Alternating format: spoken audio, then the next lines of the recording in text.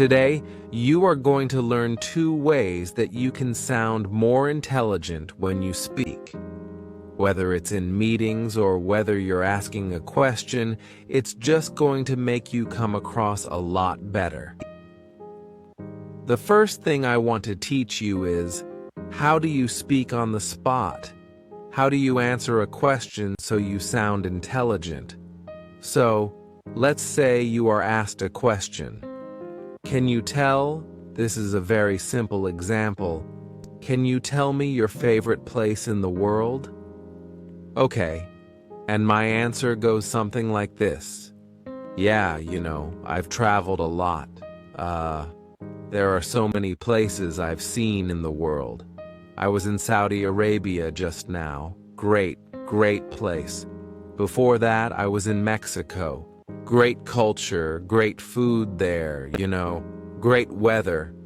I like that a lot.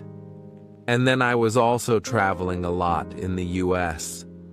And they're all, really good places. And, I enjoyed them a lot. Now, that wasn't a bad answer. But it wasn't a great answer either. Could you notice I was all over the place?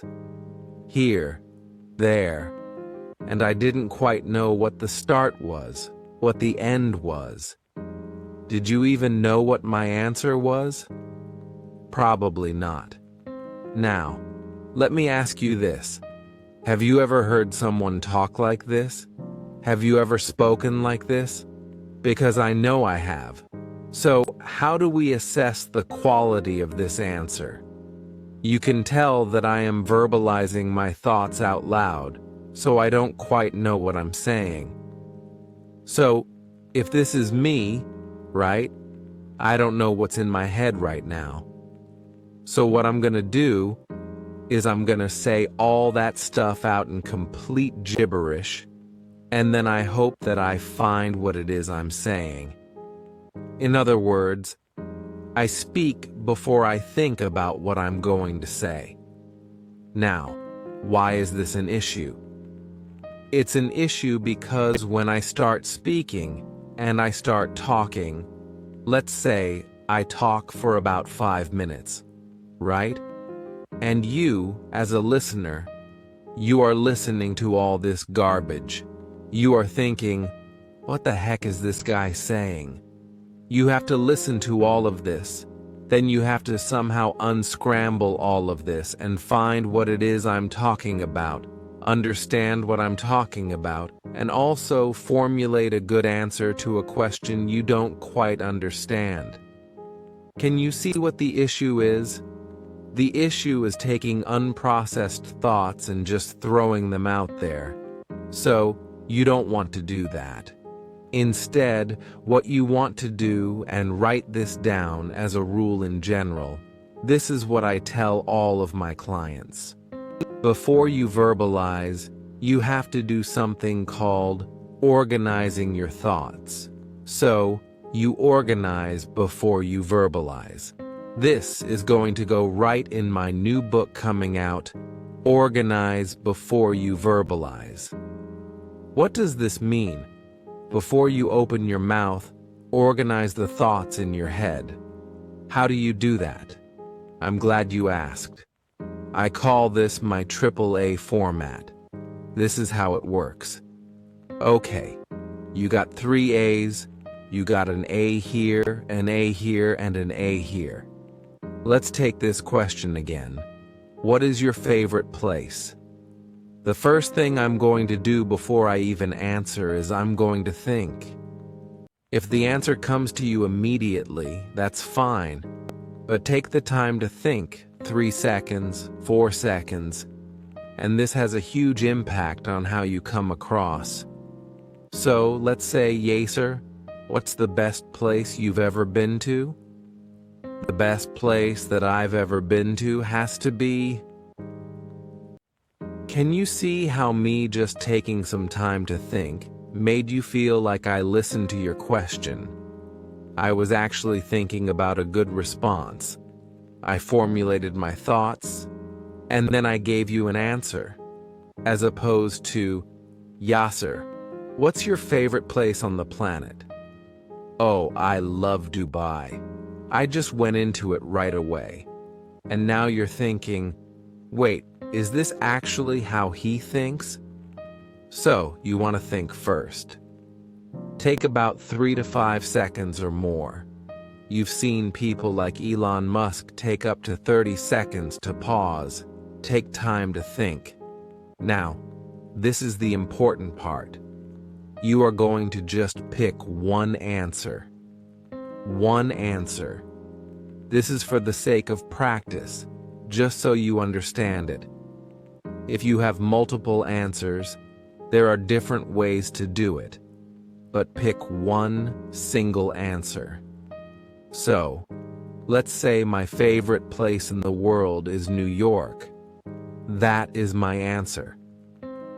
Okay, so I'm going to think. Yasser, what's your favorite place? My favorite place is New York. That is the first sentence. Why is this important? It's important because now you have direction. Now you know what it is you're talking about. Because if I'm thinking, oh, I like Dubai, I like Tokyo, I like London, I like all of these different places, you don't quite know what to talk about, and you're going in all these different places.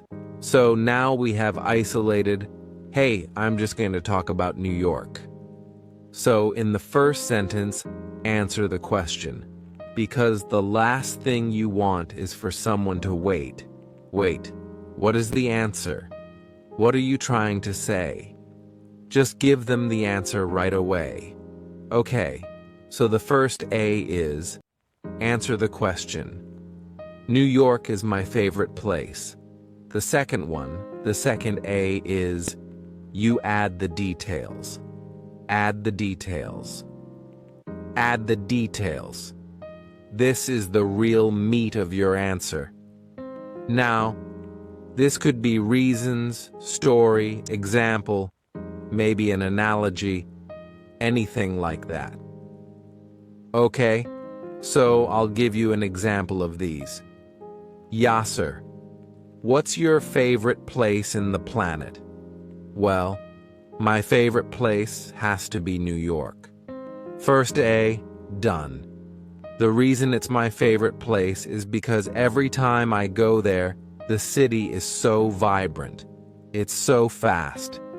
I feel like this frenetic pace of the city, it makes me push myself as an entrepreneur.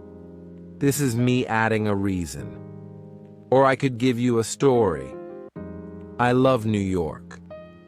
The reason I love New York is the first time I went there to speak at a conference, and I didn't really know much about New York City. But once I got there, I met so many entrepreneurs that day, 3 of whom became clients of mine, and 1 of whom gave me an entire tour of the city for the next 2 days. It was one of the most memorable experiences of my life. Now I've told you a story. Then I can go into an example. Example and story could be similar. A friend of mine, he told me that New York City has the best pizza. That's why I love New York City. Or an analogy. New York City is where you go if you want to be successful, because if you can make it there, you can make it anywhere. I'm adding details in here. This is the real meat of it. Okay, so now I've answered the question. I'm going to add meat. Now, if you want to be a little bit more structured here, you don't always have to do this. You'll see me do this a lot. I just number what I'm going to talk about. So, for example, my favorite place in the world has to be New York. And there are 3 main reasons for that. The first one, second one, third one. So first one could be pizza. Second one could be the pace. The third one could be some plaza. I just came up with that because I wanted 3 Ps, and it's easier to say that way. But you know what I mean. So I love New York because of 3 reasons. 1. Number 1, the pizza. I absolutely love the pizza. It's the best pizza in the world. Thin crust pizza is the way to go, and there's no better place in New York to have it. 2. The second reason I love it is because of the pace. It's so fast. And now you just go into that. The added advantage of this is when you number things, it's a structure. And just by saying the number, it sounds like you've thought about it before. Where if I said, yeah, there are many reasons I like New York. Okay, sure. But if I said, there are 3 reasons I like New York. Now it sounds like you've said it before. If you've said it before, you have credibility and expertise. But don't worry about this if it's too complicated. When you're just practicing, pick one. Okay? Pick one answer, pick one reason, or a story, whatever comes to mind. And then at the end, you want to answer and acknowledge again. Why do you answer it again if you've already answered it here? Because many people, when they speak and they add details, they don't quite know where to stop. They keep going on and on and on and on and on. Next thing you know, they've ended their speech or their answer 1,000,000 times, and they're still going. So, at the end here, you will just say what you said here. So, for example, Yazer, what is your favorite place on the planet? My favorite place has to be New York. The reason is 1, 2, 3. Now, when I want to end it, I'll say, so that's why New York is my favorite place in the world. When I say that, there's no doubt in your mind that I'm done talking, simply because you heard the exact same thing I said at the start. I've closed the loop, so you just transition into that. So, because of those 3 reasons, I love New York. Or, so that's why, when I think of my favorite place in the world, New York is the only one that comes to mind. I'm closing that answer. So, at the end, you are going to answer that question again. So recap. Someone asked a question. You answer the question, add the details, and then you answer again. Now, this isn't the case. You're in an interview, you're on a panel, you have to do it on the spot. Speech? This is amazing. If you're at work in a meeting, only start from here. Don't give them all the details right away. So, hey, what's the update on this project? You're not going to say, the update of this project is that it's not done yet. It's going to get done by the 19th. The reason it's not done is because of XYZ reason, so that's why it's not done. Feels a bit weird. You can just say it in one sentence. The project isn't done yet. It's expected to get done by the 19th. Do you want me to give you some more details? If they say yes, then you go into the next one, and then you finish it off like so.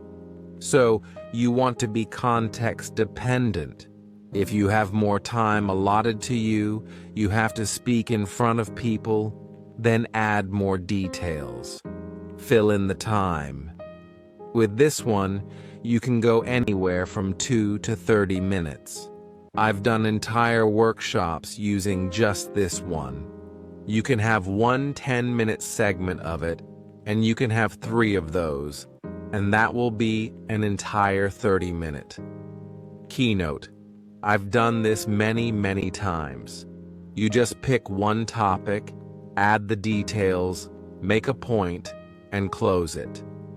You can use this structure to speak on the spot wherever you go. How to practice. Speaking on the spot. To practice this, you can use ChatGPT or a random question generator. Ask it, "Hey, give me a random question. I want to practice this structure." For example, if the question is, "What's your favorite thing to eat?" you could respond, "My favorite thing to eat is pizza. The reason I love pizza is that it's so delicious, it's quick, it doesn't cost a lot of money, and I can find it anywhere in the world. That's why pizza is my favorite food." Note, pizza is definitely not a fruit. It's the furthest thing from fruit. You get my point, though. By practicing this regularly, answering questions on the spot, like in interviews or unexpected situations, will eventually become second nature to you. The 3 A's. When you're speaking on the spot, use the 3 A's.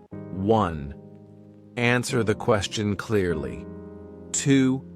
Add details, story, examples, or reasons. 3.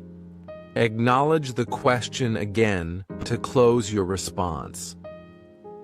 Asking intelligent questions. Now, imagine you're asking someone for advice, clarity, or trying to sound intelligent with the questions you ask. Here's where people often struggle. For example, I was at a conference hosted by a very famous entrepreneur. People paid a lot of money to attend this workshop, and each participant could realistically ask only one question. The person next to me got up and rambled. "Hey, I have a business, and, I've been doing this business for a long time. I'm really passionate about it. So, we have this side of the business, and we have that side of the business. We're trying to get our business from here to there. Actually, let me back up. So in 2019, my wife was pregnant, and then..." He just kept going. You could see people's faces thinking, "What is the point? What are you trying to ask?" Key lesson. Your intelligence is often judged by the quality of your questions. How to ask questions. Using the AOAA format. 1. Ask your question in one sentence. What is your question? Be clear and concise. Example. Yasser, how do I overcome my speaking anxiety? 2. Add context or details. After stating your question, provide relevant context, such as a story, reasons, or examples. Example. Yasser, how do you overcome your fear of public speaking? I ask, because last week I had a presentation to deliver. My heart was beating out of my chest, my palms were sweaty, my mouth was dry, and I didn't feel very confident. 3. Ask for what you want specifically. Clearly state what you want from the person so they understand how to help you. Example. What steps can I take to feel more confident the next time I speak in public? What not to do. Here's an example of how not to ask a question. Yasser, here's the thing.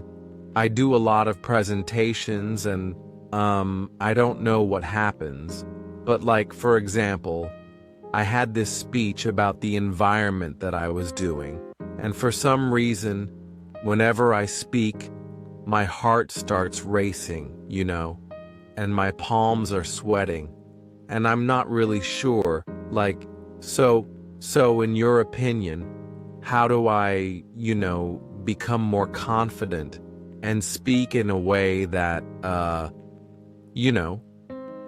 what is the question? There's too much fluff, making it hard to follow. Why the AAA format works. When you use the AAA format, you make your question easy to understand. Show thoughtfulness and clarity. Increase your chances of getting a precise and helpful answer. So, the next time you're speaking on the spot or asking a question, remember the AAA format. With practice, it will feel natural, and you'll leave a strong impression every time. If you ask me, how do I get over my fear of public speaking? I might give you techniques to calm your breath, preparation tips, advice on being present in the moment, or suggestions on whether to use notes. Can you see how many different directions I could go with my answer? To get the most helpful response, be specific about what you want. For example, Yasser, how do you get over your fear of public speaking? I ask. Because last week I felt extremely nervous before presenting. What recommendations do you have to calm my nerves? What do you think I should do to feel more confident and less anxious on stage? How do I prepare so I can be more confident during my speech? How do you recommend structuring a presentation to avoid blanking out? Each of these questions leads me in a different direction, allowing me to tailor my response to your specific concern. The importance of being specific. When you ask a question, begin with the theme or main idea. Then provide just enough context or details for me to understand, not your entire life story. This can all be done in less than a minute. Finally, ask specifically for what you want. The first and last parts of your question can be the same, but the more specific you are, the better I can help. For example, someone might say, Yasser, amazing workshop. What advice do you have for me? This is vague. Advice about what? Public speaking? Life in general? My response might be, eat clean and exercise. A more specific version could be, what advice do you have for me regarding public speaking? Even better, when it comes to public speaking, I struggle with nerves. What advice would you give to feel more calm and confident before presenting? The more context you provide, the easier it is for me or anyone to give valuable and actionable advice. AAA. How to ask the right question. When asking questions, follow the AAA format. 1. Ask the question. In the first sentence, clearly state your question as briefly as possible. 2. Add context. Provide relevant details or background to help clarify your question. 3. Ask specifically for what you want. Clearly articulate what you're seeking. Example. Yasser, how do I remove and when I speak? I ask, because in meetings, I've been told that I use them a lot, and it's distracting for others. What technique would you recommend to reduce filler words? Can you see how clear and easy that is to understand? The question is concise, provides context, and asks specifically for a technique. Organize before you verbalize. If you want to sound intelligent and create value in your interactions, take time to organize your thoughts before speaking. When you don't, it comes across as lazy thinking. You're essentially throwing your unprocessed thoughts at someone, expecting them to untangle and process them for you. Instead, think. Take a moment to process your thoughts. Structure. Organize them in a logical way. Speak. Deliver your message with clarity and purpose. When you organize before you verbalize, you project confidence, intelligence, and professionalism.